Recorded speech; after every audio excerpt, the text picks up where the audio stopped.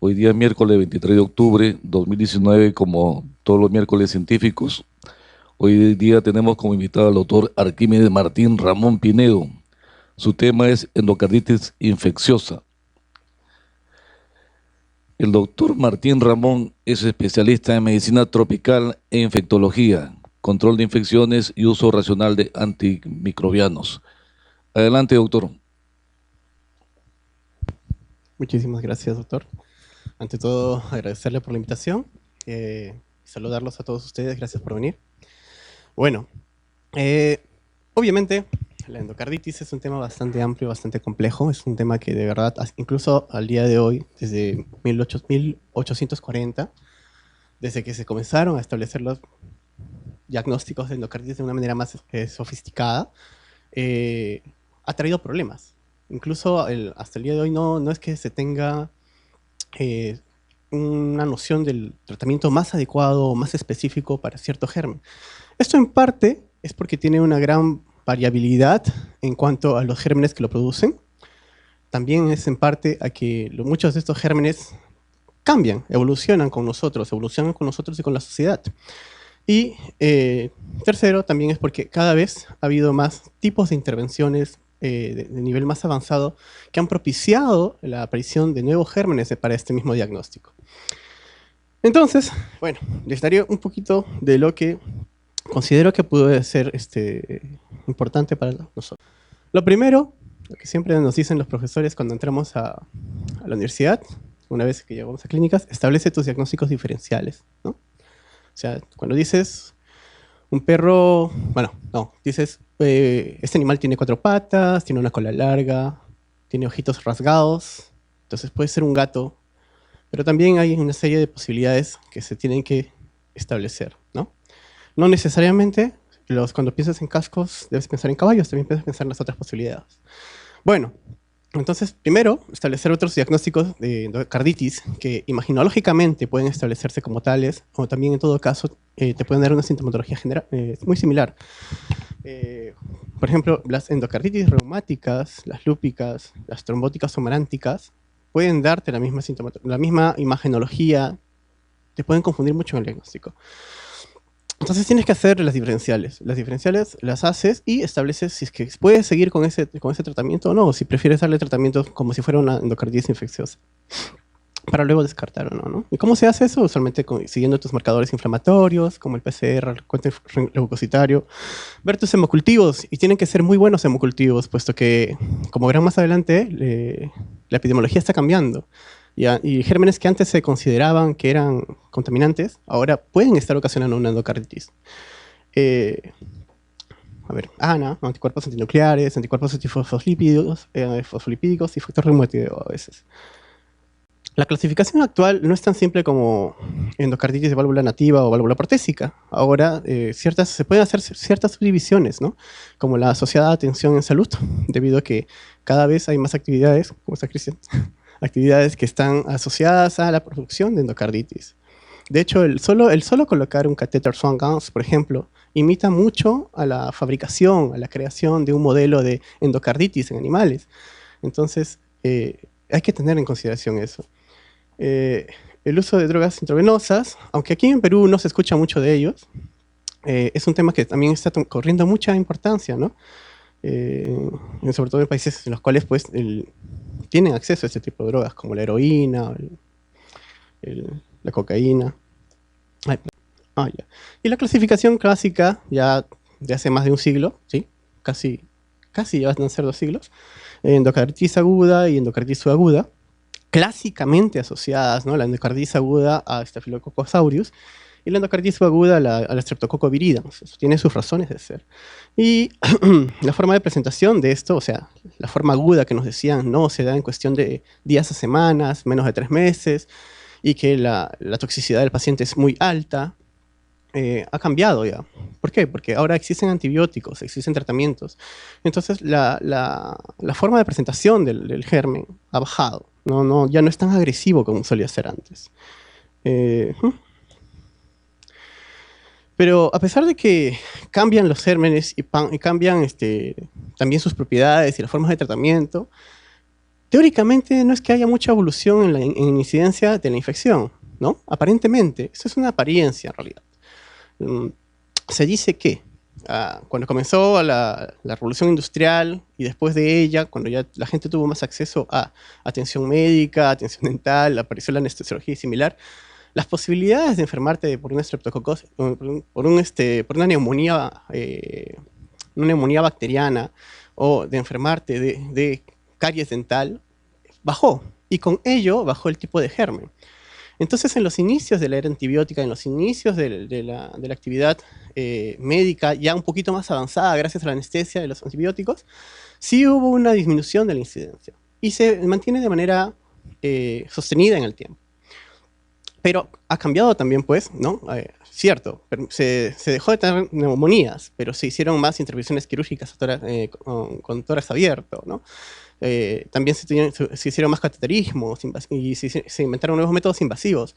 Y al inventar métodos invasivos rompes la principal barrera que te defiende contra las endocarditis, ¿no? Que es la piel y mucosas. Entonces, la incidencia comenzó a aumentar, pero debido a otros gérmenes. La disponibilidad de los antimicrobianos no ha tenido mucho impacto en la disminución de la enfermedad. Como les digo, esto es relativo. Al inicio de toda época, cuando gérmenes no son bastante sensibles, como el Streptococcus viridans, o bueno, el grupo viridans o la neumonía, la respuesta ha sido obviamente evidente. Hubo un momento en el cual las personas pensaban que ya no iban a morir por infecciones. Pero luego aparecieron las resistencias, luego aparecieron las intervenciones y nuevamente la tasa comenzó a aumentar, ¿no? Entonces ahí vemos que la tasa que inicialmente en 1940, Segunda Guerra Mundial aproximadamente, se estimó en 4.2 por 100.000 anual, ha bajado al 2005 a 1.6 o a 6 por 100.000. Eso depende mucho también del tipo de paciente, ¿no? Porque el paciente de una zona rural obviamente no tiene acceso a todas las gollerías que tiene una persona que vive en la ciudad. No se higieniza totalmente todos los dientes todos los días, o si tiene caries no acude al odontólogo. Y obviamente cuando se va al campo no es que esté cuidándose mucho de no sufrir lesiones de piel. Ya, entonces esta es la primera diapositiva. En la primera diapositiva vemos acá, no, acá, los principales grupos de endocarditis, ¿no? Válvula nativa, válvula protésica, asociadas a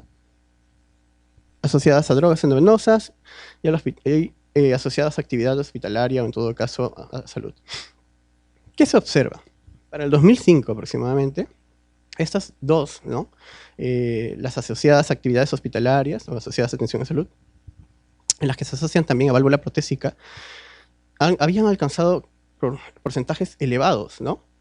Y se caracterizaban por tener una población usualmente de personas mayores, justamente aquellas personas que son, obviamente, que requieren tratamientos quirúrgicos. Al segundo cuadro nos podemos remitir, pero nos vemos la incidencia de gérmenes en este tipo de patologías. Entonces vemos que los gérmenes o los estafilococos de coagulasa negativa son los que han tomado predominancia en este momento. En el grupo, esto obviamente hablo de estadística extranjera, porque la estadística peruana es un poquito irregular. No es que digo que sea mala, es irregular. Y bueno, finalmente vemos aquí un cuadrito, que esto es ya de una revista argentina, en donde vemos que ellos han llevado organizadamente su adquisición de datos durante prácticamente 25 años. Y vemos que si bien al inicio hace 25 años, los estafilococos coagulasa negativa eran solamente el 5% de las infecciones, para el 2001 pasaron a ser el 31% y ahora están en el 55%, ¿no? Eso también refleja la exposición a este tipo de gérmenes. Bueno, fisiopatología, ustedes saben mucho mejor que yo debido a que llevan el curso de ECO, ¿no? Todo se debe al efecto Venturi. El efecto Venturi que ocurre en cada una de las válvulas y podría ocurrir también en cualquier estenosis, no necesariamente tiene que ser una válvula. El efecto Venturi, al pasar en la zona de alta presión, ¿no? El flujo que luego se dilata y se dispersa en intensidad, lo que ocasiona es una turbulencia. Y la turbulencia que ocasiona lo que hace es cizalla el endotelio. Cizalla el endotelio y lo lesiona levemente. Esto no tendría ninguna repercusión, sinceramente, porque al final podría terminar siendo simplemente una endocarditis o un trombo aséptico, ¿no? Pero ¿qué pasa? nosotros tenemos otros factores asociados. Ese tipo de efecto que se da en nuestro sistema circulatorio, en el corazón, da las características, pues, de presentación, ¿no? Dónde se ubican todas las endocarditis, ¿no? Si es que es una insuficiencia aórtica, se localiza en el ventrículo izquierdo, y así sucesivamente. ¿Estamos acá? Esa es la capacidad de cualquier otro gran negativo de hacer la adherencia. Aquí en el párrafo inferior lo pueden observar. Ups. Entonces, vemos un poquito, para tomar de ejemplo, cómo funciona un Staphylococcus aureus. El Staphylococcus aureus tiene 3 principales vías de virulencia para facilitar la adherencia a un epitelio, sea dañado o no. Tiene factores de fijación, entre los cuales se puede considerar el biofilm, la evasión de defensa del huésped y la toxicidad para polimorfonucleares. Es el germen más calificado para tomar ventaja de los avances en la medicina. ¿Por qué? Porque, como les mencioné, solamente necesita que haya una ruptura de la principal barrera que tenemos, que es piel y mucosa. Y el resto lo hace él. Solo necesita llegar al sistema cardiovascular. La primera parte tiene que ver con el enlace y la fijación. El enlace y la fijación lo realiza no a las células necesariamente. Puede realizarlo a material extracelular, trombina, puede realizarlo incluso a material inorgánico, pero tiene que hacerlo a través de unos componentes microbianos de superficie que se llaman el M-scram, ¿no? Que son moléculas que se expresan sobre todo cuando el germen está en estado planctónico, ingresando a la sangre, y encuentran receptores en el tejido tisular, que puede ser la misma célula, puede ser la membrana basal, puede ser algún tipo de biofilm ya presente en las prótesis, por ejemplo. Entonces, básicamente lo que vemos es que los gérmenes que están circulando, esos gérmenes que están aislados, se puede decir, o van en grupos pequeños, se van a conocer como estafilococos planctónicos o gérmenes planctónicos, sin ninguna otra cosa. No es que sean resistentes necesariamente a nada. Pueden ser totalmente sensibles a cualquier antibiótico, ¿ya? Simplemente tienen estos factores y encuentran un nicho donde asentarse. Una vez que se asientan, inician un proceso de invaginación. Tratan de meterse dentro de la matriz. Y para ello, aprovechan el hecho de que también va a actuarse una cascada inflamatoria, llamando con quimiotaxis a plaquetas, y en el camino a hematíes. Entonces se cubren con hematíes y plaquetas, y debajo tienen una gran placa comienzan a fabricar una placa de biofilm. Digamos. Bueno, los componentes microbianos de superficie suelen ser peptidoglicano o el factor de aglomeración y la fibronectina, ¿no? Básicamente. La evasión de la respuesta inmunitaria. Está bien. Viene el estafilococo, y quienes han conocido cómo son las bacteriemias por estafilococo se dan cuenta de que tienes una reacción inflamatoria muy llamativa. Tu PCR se eleva. El cuerpo está preparado para luchar contra el estafilococo, casi genéticamente. No tenemos que reaccionar ante él. Pero sucede después de que el mismo estafilococo tiene métodos para defenderse. Uno de ellos es evitar ser destruido por el complemento. ¿Y cómo lo hace? Lo que hace es que fabrica otros factores, ¿no? La proteína A de aglutinación, por ejemplo. Lo que hace la proteína A es simplemente ser secretada, la tira al aire, se puede decir, o a la sangre, y comienza a aglutinar IgG. Verán, el IgG, una fracción del IgG se asocia a la capacidad de atraer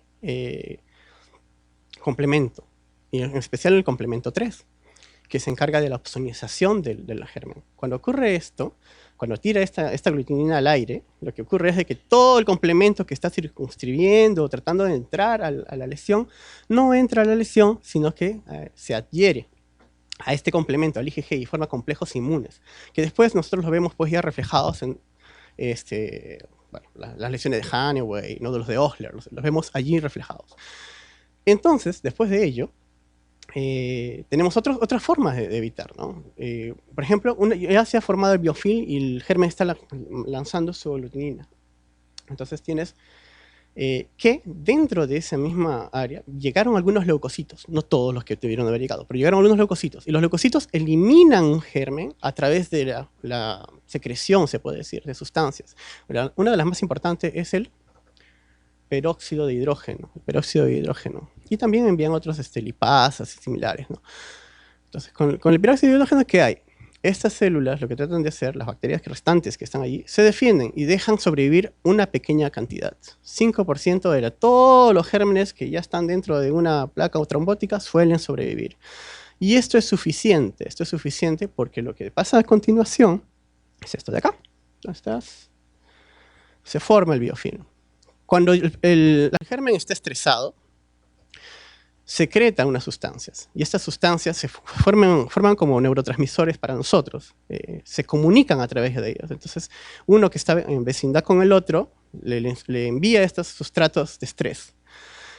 Y mediante esta medición, que todavía no sabemos cómo funciona, pero está presente en casi todos los gérmenes, un germen se comienza a dar cuenta de que está rodeado de más gérmenes. Dicen, no, bueno, somos 10, somos 20, somos 50, cada germen tiene su número específico. Comencemos a secretar slime, ¿no? Glicoproteínas, desechos y similares. También glucopéptidos. ¿Para qué? Esto se va a conformar un moco, y este moco es lo que nosotros consideramos el biofilm. Y entonces, ¿qué pasa cuando llegó el biofilm? Estamos fregados. La mayor parte de los gérmenes lo fabrica, pero eso tiene una razón de ser. El slime es como una super muralla protectora que impide la acción de muchos métodos de medicina, por ejemplo el uso de antibióticos, y también disminuye la capacidad del cuerpo de agredir al germen. Lo dejan fuera. Es como si estuviese yo aquí y, bueno, rodeado de unos 10 metros de moco. Prácticamente no voy a escuchar nada, no voy a hacer nada de ustedes. No solo eso. Cuando se forma la materia del biofilm, cuando madura orgánicamente, lo que hace es comienza a funcionar como si fuera un mecanismo. La bacteria funciona como un germen intracelular, porque ese gran moco se vuelve la parte externa, como si fuera un órgano. Entonces, la bacteria puede seleccionar cuánto antibiótico puede dejar crecer, de manera activa o de manera pasiva. Digamos, por un ejemplo, la vancomicina. La vancomicina llega con una biodisponibilidad casi del 100% gracias a que ingresa por vía endovenosa. Sin embargo, dentro del biofilm, esto cambia. La capacidad de penetración de la vancomicina y, dependiendo del peso de las moléculas, disminuye. Ya no puede ingresar ese 100%. Llega a un 10%, 5%, lo cual cambia considerablemente la concentración de antimicrobiano disponible para la bacteria. Y si es un grupo bacteriano muy alto, o sea, si son 10, 20, 100.000 bacterias, ocurre el efecto de dilución del antibacteriano. Entonces, esos 10 que ha llegado apenas, ese 10% de antibiótico que ha llegado apenas, se va a tener que repartir entre 100 bacterias. Entonces, a cada uno le va a tocar 0.1 de vancomicina. Ese es uno de los mecanismos por los cuales funciona el biofilm. El otro mecanismo por el cual funciona el biofilm es que una vez que las bacterias han entrado en estrés, comienzan a hacerse quiescentes. ¿Te recuerdan de la tuberculosis? La tuberculosis en sí, cuando está activa, es muy tratable, ¿no? El problema está cuando está ya en estado latente, en su granuloma, en la parte central. Ha entrado en un estado de senescencia o un estado quiescente. No tiene actividad metabólica. Y un requisito para que todos los antibióticos funcionen es de que tu bacteria esté viva, esté trabajando, esté formando y formando las dianas donde va a actuar el antibiótico. Tiene que estar formando pared para que venga, por ejemplo, la vancomicina o la penicilina y interrumpa esto y no deje formar al germen la pared y termine muriéndose por lisis. O en todo caso necesita que los ribosomas estén actuando, creando nuevos genes o moléculas de comunicación para que venga la clindamicina, venga la linezolid, interrumpa el ribosoma y entonces la bacteria que necesita esa información ya no la tiene, la pared se comienza a descomponer, muere la bacteria.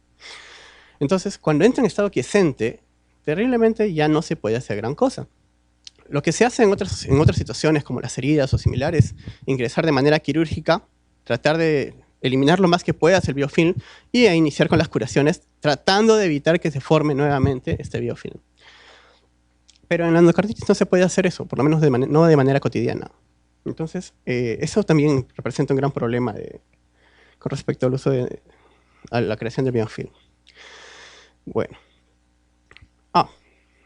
También estábamos hablando acerca de la toxicidad. Bueno, el Staphylococcus aureus tiene la posibilidad de formar toxinas para los leucocitos. O sea, no solamente es pasiva y envía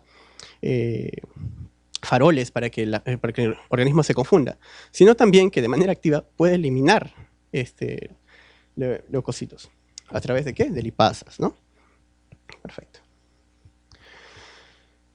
Pero entonces, si el estafilococo es tan bueno para agredir, ¿por qué nuestra mayor prevalencia, en todo caso, indica la mayor prevalencia de que se trata ahorita de estafilococos, pero de grupo coagulasa negativa, que no tienen estos factores de riesgo? Los estafilococos de coagulasa negativa no tienen factores para agredir, pero tienen mecanismos por los cuales facilitan la adherencia a superficies inorgánicas. Y su principal mecanismo de defensa es el biofilm. Entonces dirán, bueno, pues entonces tenemos que evitar que se forme el biofilm. ¿Con qué evitamos que se forme el biofilm, doctores? La mayoría de nosotros, de verdad, y todos los infectólogos también lo hacemos, utilizamos un antibiótico, ¿verdad? Verán, el biofilm justo funciona de una manera muy peculiar. Cuando el germen se metió en el trombo o en el epitelio lesionado, viene el antibiótico, y mientras más antibiótico haya, va a haber más expresión de genes de estrés del Staphylococcus epidermidis. Y cuando hay más expresión de genes de estrés, ¿qué hace? Dice, bueno, no voy a estar aquí como tonto esperando que todo el mundo me dé antibiótico y yo morir. Mi población se muere. Lo que voy a hacer es entrar en estado quiescente y voy a comenzar a fabricar biofilm. Por eso es que el uso de vancomicina en Staphylococcus epidermidis se asocia más a la creación de biofilm.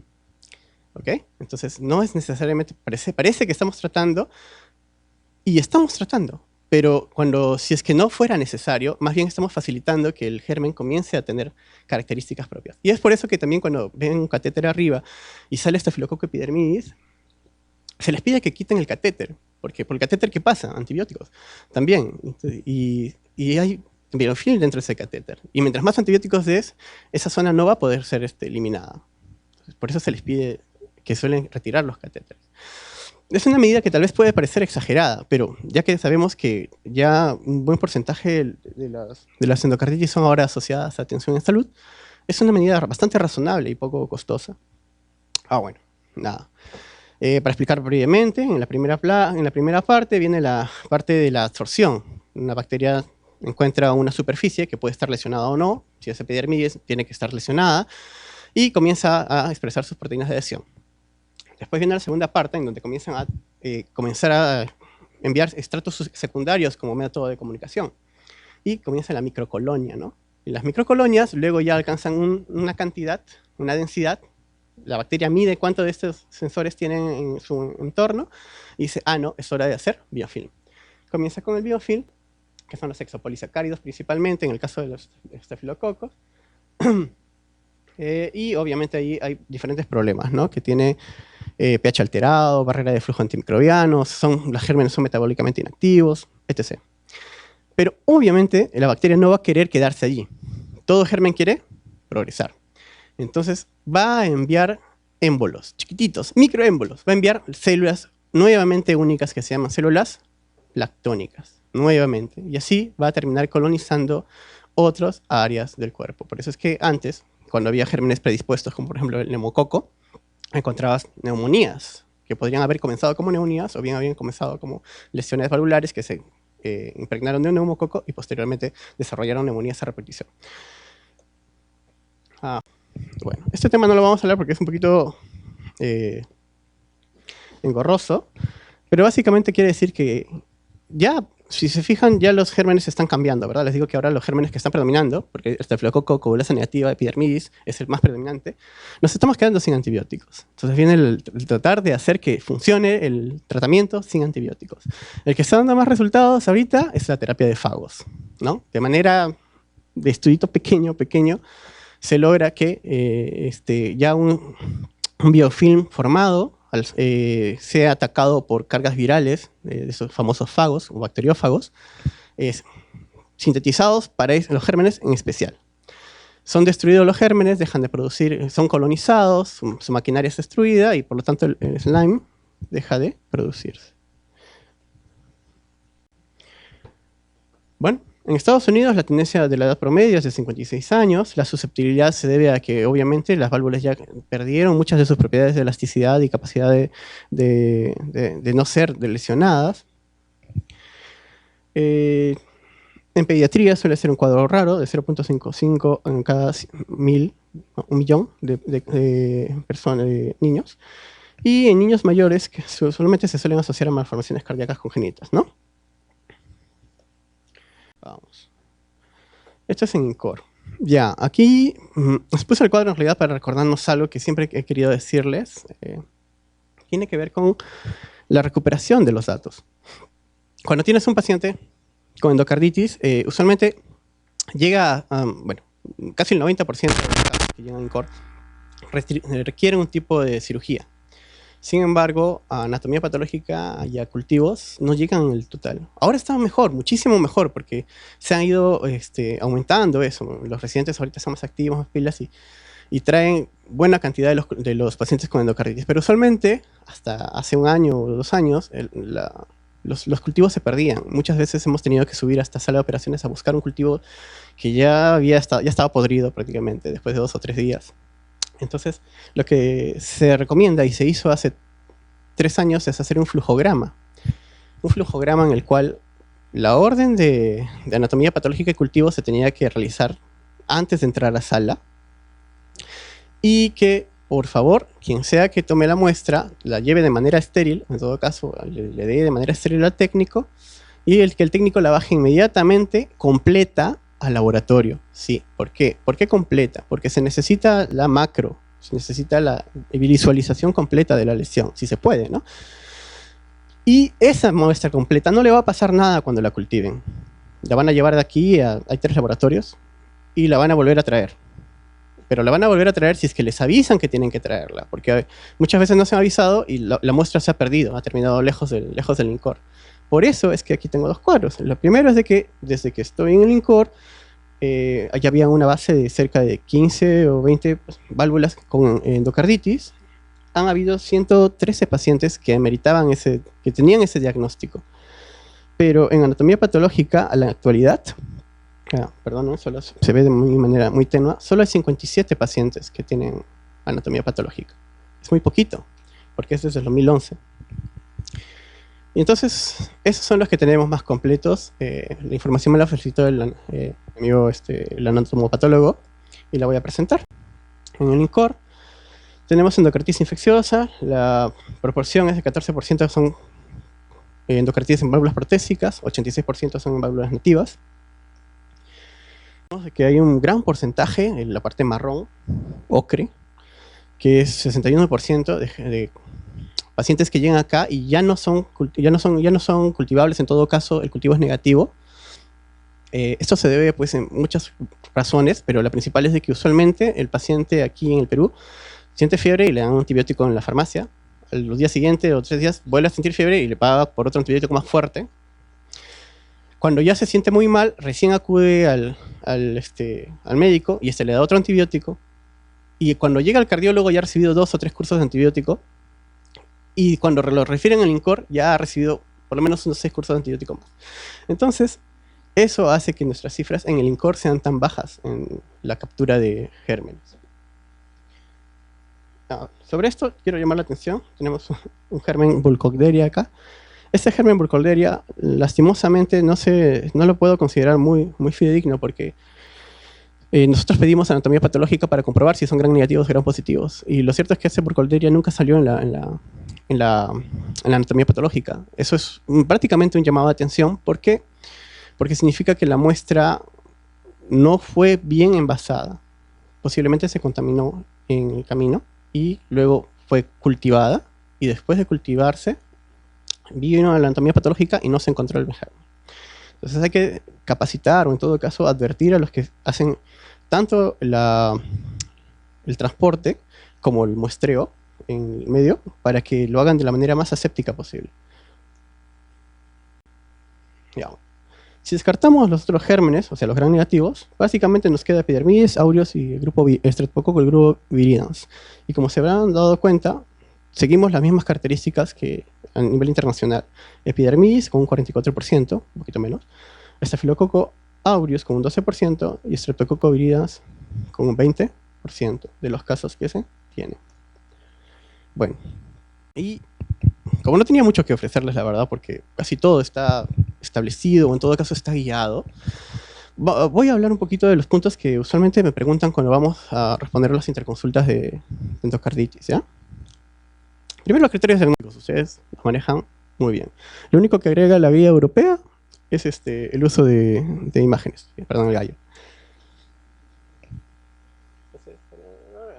Y en esta guía europea, ¿qué agrega? El uso del SPECT, ¿no? Para mí es emocionante porque, verán, uno de los grandes sueños de todo infectólogo es encontrar la infección activa. Porque así sabes que tienes una infección. Entonces el SPECT te ayuda en eso, porque hace la diferencia entre algo crónico o frío y algo que está en actividad plena, utilizando el metabolismo de las células de alrededor, las células inflamatorias. Entonces, la recomendación es esta, y usualmente la recomiendo a partir de los 3 meses. Sin embargo, en la reunión pasada que hubo una mención acerca de qué manera casual se puede hacer con un mes después de la cirugía y tuvieron buenos resultados. Esos son simplemente observaciones. Pero sería interesante comenzar a tener un protocolo específico que diga cuándo nosotros debemos usar el SPECT. Sobre todo en los casos de dudas, pues, ¿no? Ya, bueno. Aquí un cuadrito poniendo las ventajas y desventajas de cada uno de los métodos imagenológicos. De ahí, obviamente, la ecocardiografía es la que se lleva los lauros, ¿no? Porque de verdad, prácticamente todo diagnóstico comienza con la ecocardiografía y las mayores guías, la mayor cantidad de guías termina ahí en ecocardiografía y control con ecocardiografía. Entonces, más o menos la tendencia ahorita es de que el diagnóstico se va a estar basándose mucho en imágenes, ¿no? Y aquí están los defectos que tiene cada uno de los métodos, ¿no? Por ejemplo, en ecocardiografía hay falsos negativos, falsos positivos, puede tener alteraciones en la evaluación postquirúrgica. Y en el los PETs, tenemos que es un método muy costoso, de que la experiencia es muy limitada, por lo tanto es un poco difícil tener a carta cabal un protocolo establecido con ellos, ¿no? Ahora, entonces las generalidades, la duración. La guía americana y la guía europea, ambas tienen muchas variaciones, sobre todo la americana. La americana se complica, ¿no? Que se presenta, hay 2 semanas después del cultivo negativo y por lo tanto puedes dejar de dar tratamiento. Es razonable que puedas darle el tratamiento solo por 2 semanas y cumple tales características. Bueno, la guía europea elimina todo eso y te dice, de buenas a primeras, el tratamiento es de 6 semanas. Y la verdad es que ya no se tiene mucha evidencia, que no se tiene una evidencia muy compleja o sólida, tal vez sea la mejor opción. Siempre con observaciones, pero tal vez sea la mejor opción. 6 semanas en las válvulas protésicas, ¿ya? Siempre 6 semanas en las válvulas protésicas. En válvulas nativas varía de acuerdo al germen. ¿Por qué? Porque los gérmenes que son sensibles a penicilina requieren menos tratamiento antibiótico. Por ejemplo, el estreptococo, ¿no? Requieren menos tratamiento antibiótico. De 2 a 6 semanas, dependiendo del tipo de germen. Y se cuenta a partir del primer día de tratamiento efectivo. Sí, por ahí estaba escuchando de que no, contemos a partir del día de la cirugía. La guía nos dice que tiene que considerarse a partir del primer día que sale el cultivo negativo. Eso nos dice la guía, si es que queremos respetarla, ¿no? ¿Podemos hacer una observación? Sí, al respecto, pero tenemos que protocolizarnos todos nosotros y decir el primer día del tratamiento es el día de la cirugía, ¿no? Y con eso se obtienen los resultados tales. Y algo que nosotros hemos adaptado, o en todo caso cada vez que hace interconsulta yo les pido por favor que envíen la válvula a cultivo, es por esto, porque la AJA sí recomienda que se tome la muestra de la válvula. Y cuando la válvula sale positivo, la AJA considera razonable comenzar ese día, con el día 0 de antibiótico. Y eso implica 42 días más, ¿no? Bueno, la elección del régimen se prefieren antibióticos bactericidas por sobre bacteriostáticos. Esa es la razón por la cual Linezolid no es una primera buena elección, o la clindamicina no es una buena primera elección. Luego está que solo en Staphylococcus SP es razonable el uso de rifampicin.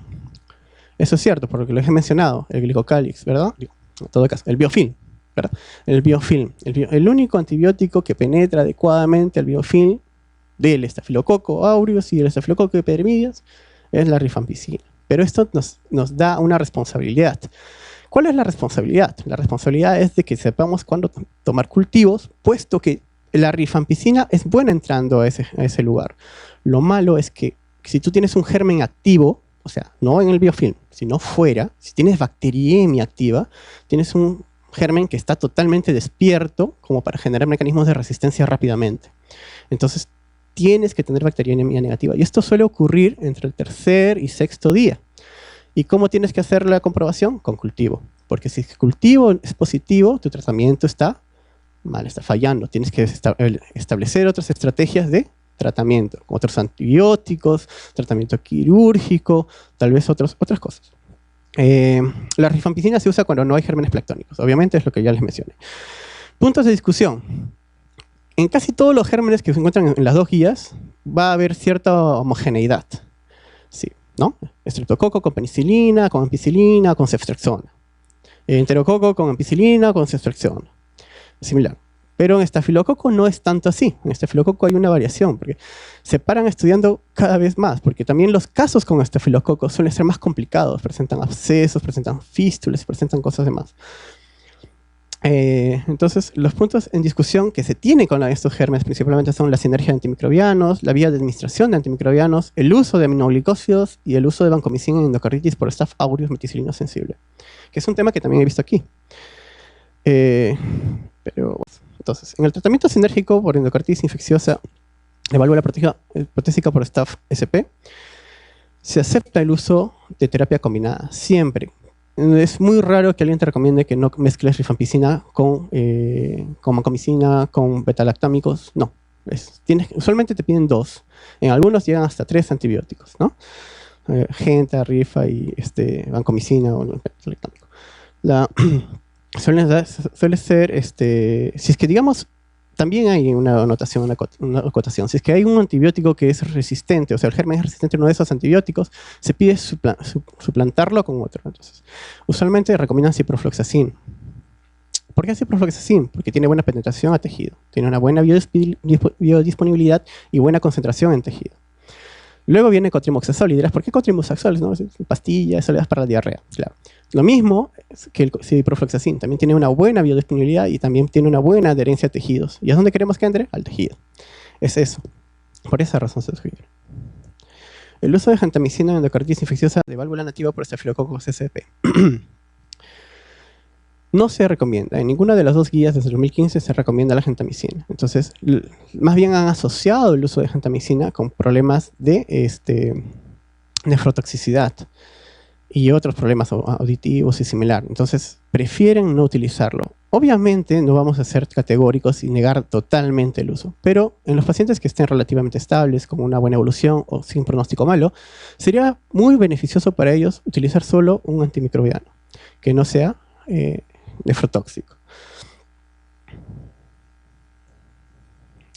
Y gentamicina en válvulas protésicas. En las guías del 2015, ambos planteaban el tratamiento combinado con gentamicina, o en todo caso con un aminoglicósido al que sea susceptible el germen.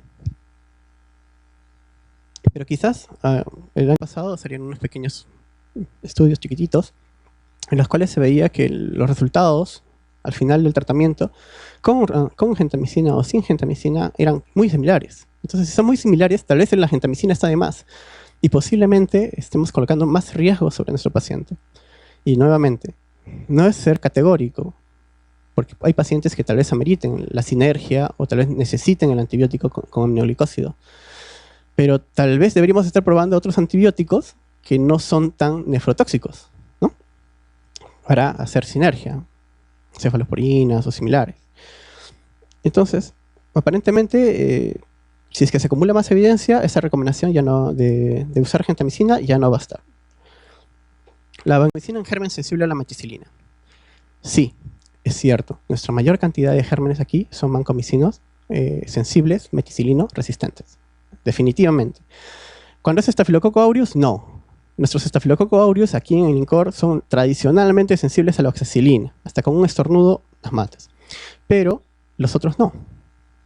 Sin embargo, hemos visto muchos cambios en caso de alergias que no son comprobadas. Entonces, aquí hay una pequeña observación que realizan ambas guías, ¿no? En caso de alergia a penicilinas, los europeos dicen, ¿sabes qué? La penicilina tiene muy buena penetración al biofilm, muy buena penetración al tejido, tiene muy buena biodisponibilidad y no te causa problemas. En lo posible, trata de rescatar la penicilina o similar. Entonces, hazle una desensibilización. Los programas de desensibilización se hacen usualmente en UCI, las recomiendan, pero es la exposición frecuente a un antibiótico en dosis cada vez mayores. Se puede hacer. Alguna vez lo hice para tratar otras enfermedades. Sería para considerar, porque no se perdería un antibiótico tan bueno.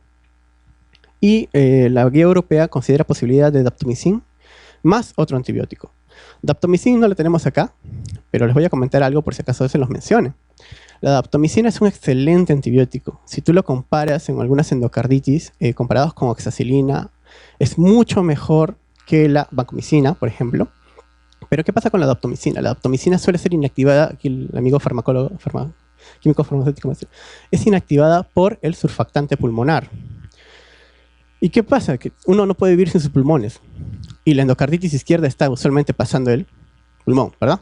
Entonces, muy buena parte suele ser consumida o inactivada en los pulmones. Entonces, no se recomienda, y eso lo dice la guía americana, no lo recomiendan para endocarditis izquierdas, por lo menos no sola. La europea hace la salvedad y te dice, mira, dale otro antibiótico más daptomicina. En caso de alergia a penicilinas, la AJA recomienda primero descartar. ¿Es verdad que eres alérgico o solo te desmayaste por el dolor? Entonces le hacen su prick test o le hacen su test de exposición a la piel. Y si es positivo, recomienda utilizar cefalosporinas de primera generación. Esto porque las oxacilinas son el antibiótico ideal para los estafilococos aureus. Luego siguen las penicilinas, luego las cefalosporinas de primera y segunda generación, y finalmente, después de mucho, llegan la vancomicina. Entonces, es mejor utilizar las penicilinas, luego las cefalosporinas. Considerar la posibilidad de daptomicin también hace una observación, la que les mencioné, y no recomiendan clindamicina. No la recomiendan, pero sí la han usado. ¿Ok? Esto también un residente me dijo que les ponga, ¿la procalcitonina sirve en endocarditis? Sí, no, sí, no. Ya. La procalcitonina no sirve en endocarditis. No sirve en endocarditis. Y me dirán, ¿por qué no sirve si tienen los gérmenes en la sangre? Porque la mayoría está en biofilms inactivos, 1. 2, porque el tejido laxo en donde se encuentra la lesión no tiene mucha respuesta inmune. Entonces, si no hay inflamación asociada a una infección, la procalcitonina no va a funcionar.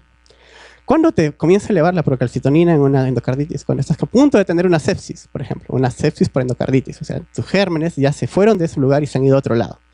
Y en ese lado sí tienen respuesta inmune. Entonces, la procalcitonina ahí se eleva. ¿Y qué les traigo en estas imágenes? Este fue un artículo que fue hecho hace 2 años, creo. ¿Sí? 2 años, en el cual te decían la intensidad con que respondía la procalcitonina a los gérmenes, ¿no? Entonces te decía que los gram negativos son los que responden más intensamente y los valores son más altos, y los gram positivos no tanto.